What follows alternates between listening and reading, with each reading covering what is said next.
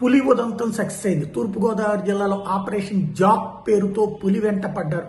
కూర్మాపురంలో అక్కడ ఏదైతే ప్రధానంగా వేసినటువంటి అంటే కూర్మాపురంలో ఒక గుడిసెలోకి వెళ్ళడం, ఆ పైన ఆ గుడిసెలో నుండి చుట్టూత జనం అందరూ మొబిలైజ్ అవ్వడం, అది భయపడిపోయి ఆ తర్వాత అక్కడి నుంచి వెనక్కి పారిపోయినటువంటి సందర్భంలో అక్కడ పొలంలోకి వెళ్తే ఆ పొలాన్ని చుట్టుముట్టారు అటవీ శాఖతో పాటుగా ఎవరైతే పూణే నుంచి తీసుకొచ్చినటువంటి రెస్క్యూ సిబ్బంది.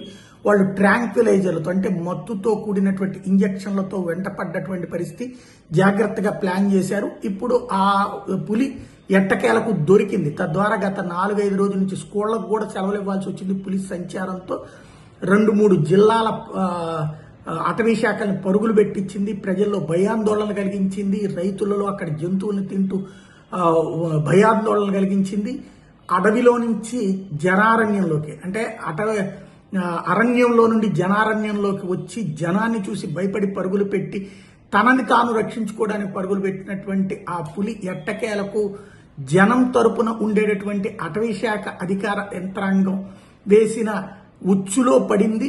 అప్పటికి బోనుల నుంచి తప్పించుకున్నది. కానీ చివరికి జనం ఎగబడుతున్న వేళ భయంగా ఓ చోటకి పోయింది. ఆ తోటలోకి పొలంలోకి పోయినటువంటి సందర్భంలో ఆ కూర్మాపురంలో పెద్ద పులిని ఎట్టకేలకు బంధించింది రెస్క్యూ టీం. ట్రాంక్విలైజర్లకు మొత్తం ఇంజెక్షన్ ఇచ్చి పట్టుకున్నారు. తద్వారా ఓవరాల్గా ఈ ప్రోగ్రాం సక్సెస్ అయినట్టయింది అది అటవీ అధికార యంత్రాంగానికి.